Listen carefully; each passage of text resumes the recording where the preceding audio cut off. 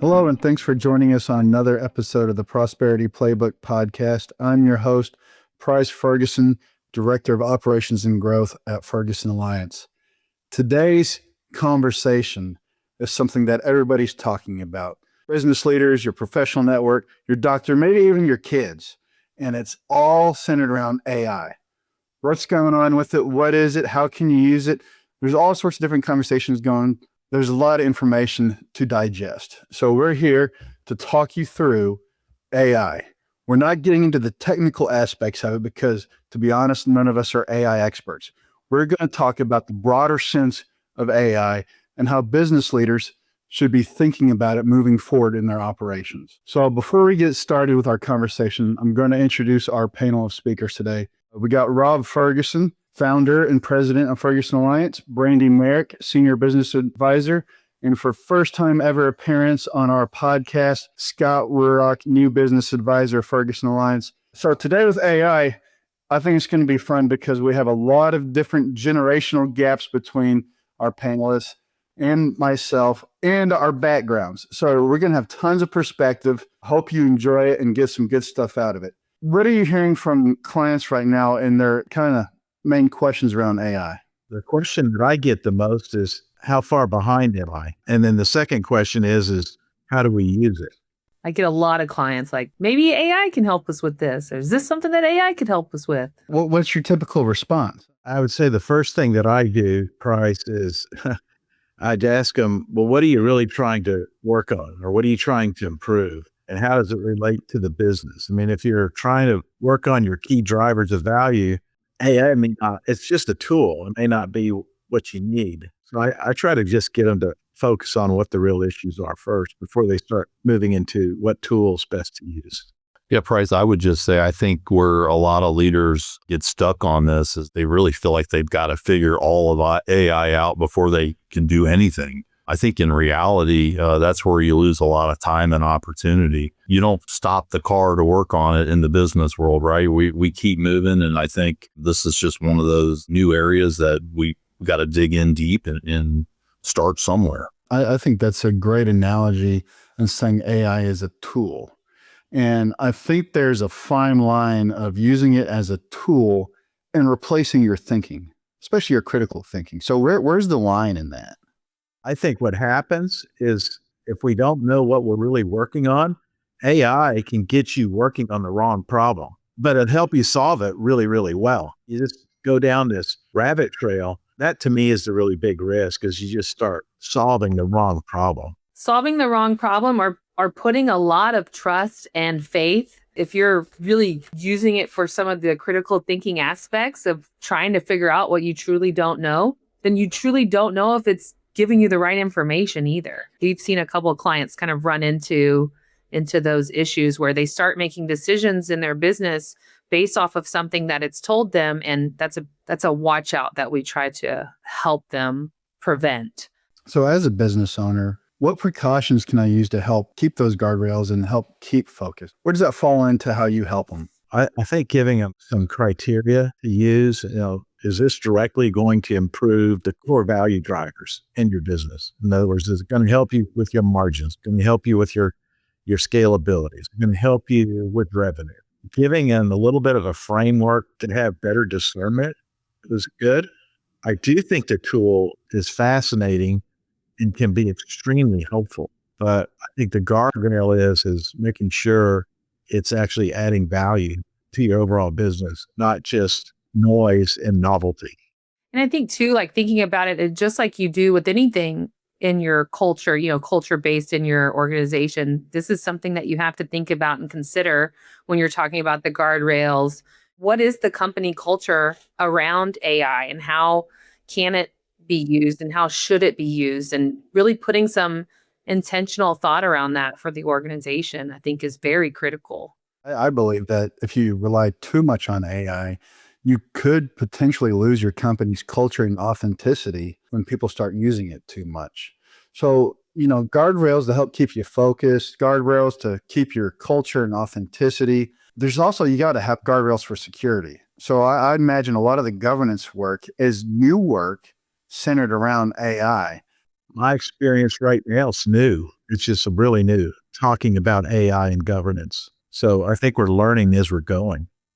Yeah, I would just add, I think a lot of the points, Price, that you and Brandy made around how it will be used in the organization. Yeah, I don't think it has to be heavy handed, but if you don't add some clarity around what's okay, what needs review, where the data is going, and have a predetermined path, the organization will define it for you. So you will have a path. The question is whether or not you predetermine what you expect and where you're comfortable around some of those risks, whether it be an overuse of AI or sensitive data that you really want to keep under your existing governance or policy and procedure. But let's think about other technological advances and changes we've had over the course of time. I don't remember a time in the workforce without cell phones. But Rob, I mean, you probably had to pull off on the side of the road and make a sales call on a payphone. That doesn't happen anymore. Nobody faxes anything anymore.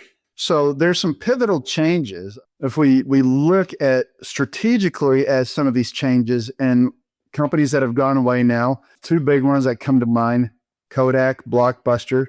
They're huge in the industry, but where are they now? And I don't know if they had the right mindset, strategically forward thinking about some of the technology that caused disruption. What's initial thoughts coming in, some feedback? Well, as you were kind of going down memory lane about technology impacting change in industry, I think that's a great point. And those two examples you used were two companies that, for whatever reason, refused to innovate or even accept the change was real. So I think the message here to correlate it is the change in innovation is real. You need to embrace this technology change. The difference with this particular technology versus the other ones that you mentioned is the speed of change. This podcast that we're doing is probably going to come out in about 4 or 5 weeks. I think some of the things that we are talking about today may not be relevant when this actually gets posted. That's how fast AI is changing. Leaders of companies, board of directors have to get serious about the governance that Scott was talking about that need to be put in place. And you have to probably look at it not annually, almost monthly, as the innovation is changing and adapting. I love what you added there, Rob. I think a lot of folks miss is the sequencing and how we look at this. I think if you jump straight to how does this change everything, you're going to lose your team and lose focus. Some of the simple change management principles and protect what's working first, then show where this really helps and start thinking bigger picture. So kind of that, hey, let's pick 2 or 3 use cases that we can attack today, jump in with both feet, sprint really hard for 30 days, and then let's huddle up and evaluate, is it going to move the needle? Are we heading down the right path? Because it isn't really about the leadership side of it. As we think about the technology, it's really more about sticking to our principles and a learning curve. Our clients are actually worried about the wrong thing. They're worried about falling behind on AI. And I think what they really need to be worried about, to your point, Scott, is losing focus on their business and what's really driving value. And Brandi, I want to bring it back around to you. We know what the largest intangible asset of an organization is the soul of the organization, the culture. That's really what gives them a competitive advantage in hiring employees, retaining clients, attracting strong vendors, and developing great relationships. And I think if leaders get sucked into this AI noise of, oh, we're behind, you're going to lose focus on the real issue at hand. And that is, know what your drivers of value are in your business and hang on to it.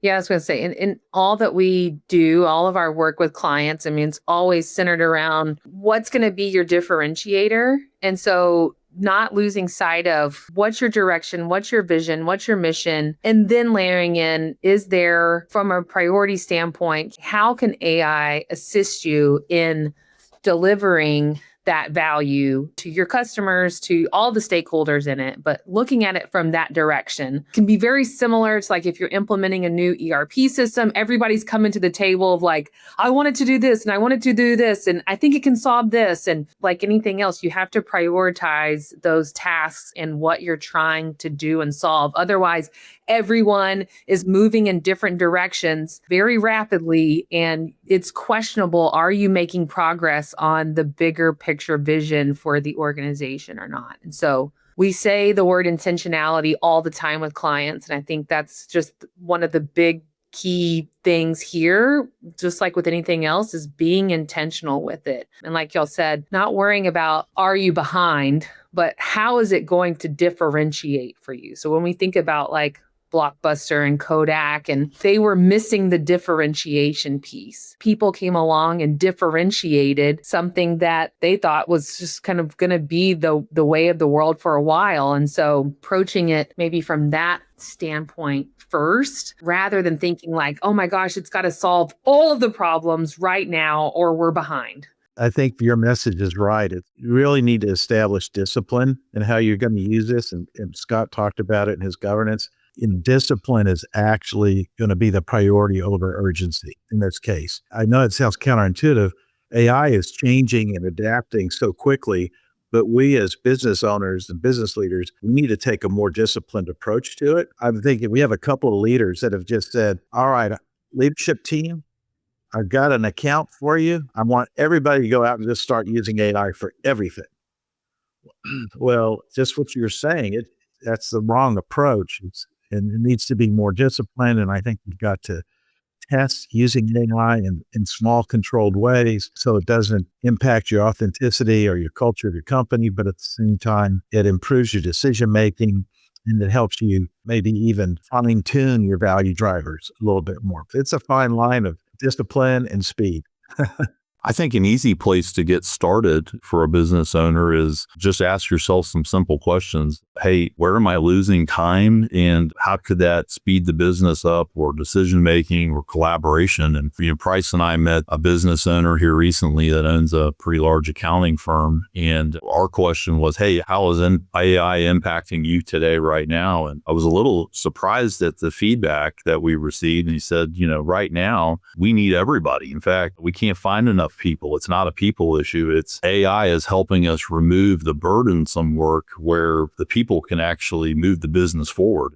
Tax season. So as you can imagine, there's a lot of manual work that goes in moving numbers from one cell to another. They saw a great opportunity in a simple directional change like that. So I think there's probably a lot of low hanging fruit and tedious tasks that every business does. To me, that'd be a great place to see if AI can help you. When everybody has those mundane tasks that you have to do, that's part of the job that you have to do that may not bring you the joy, that could be a good place to start, or it could be a good place to start. Like what we're doing is, how can we make one person do the work of three people? I think people are afraid of losing their jobs, but I think that's the wrong way to look at it. Like, how can I use this automation and AI technology to advance my job, to free up some of the time I have on the mundane tasks, so I can think higher, more strategically, more critically to go out and advance.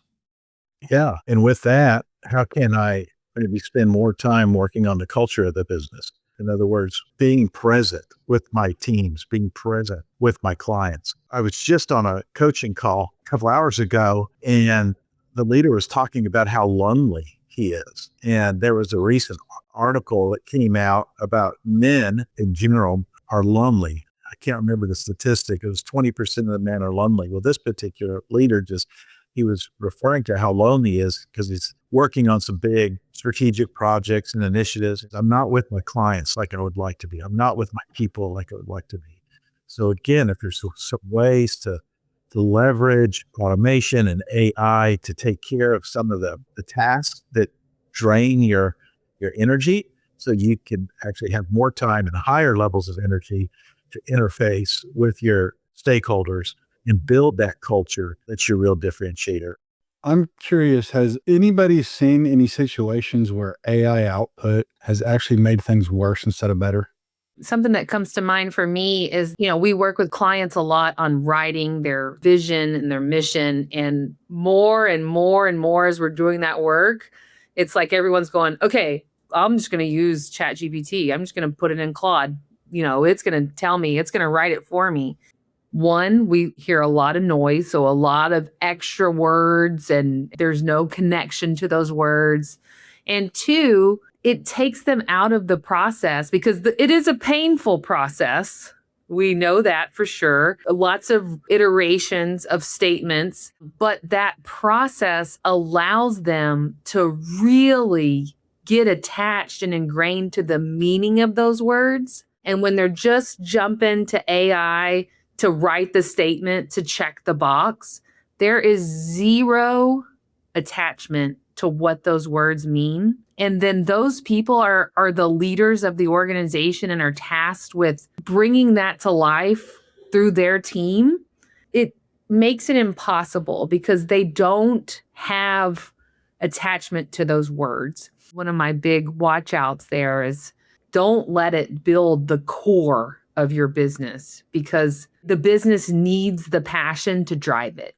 Yeah, I can think back into my past life, even having to do a monthly status report. It'd be really easy to say, hey, AI, I'm going to dump you all the data that I have, build me a status report on how the business is running. And it would probably, look pretty good and read well.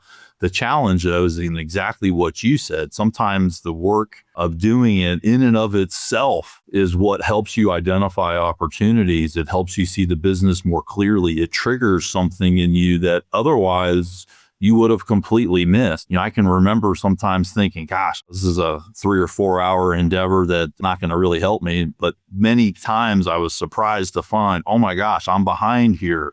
I haven't focused on this. Hey, what are we doing about X, Y, and Z? I personally still owning it. I think there was a lot of value there, and I think that would continue. On the other side, though, I do think it can help you with analysis. It can process a lot of data very quickly. To your point, Scott, if you have the correct prompts, right, you'd have to have enough knowledge about what's going on in your business to be able to prompt it to do deeper analysis, deeper research. You can't just take it at face value. Yeah, it's that balance, right? It's a tool. AI is a tool. That's all it is. And if you know what your priorities are, if you know your business, then the right tool is going to be very obvious of what to use. Do I use an Excel spreadsheet or do I use AI?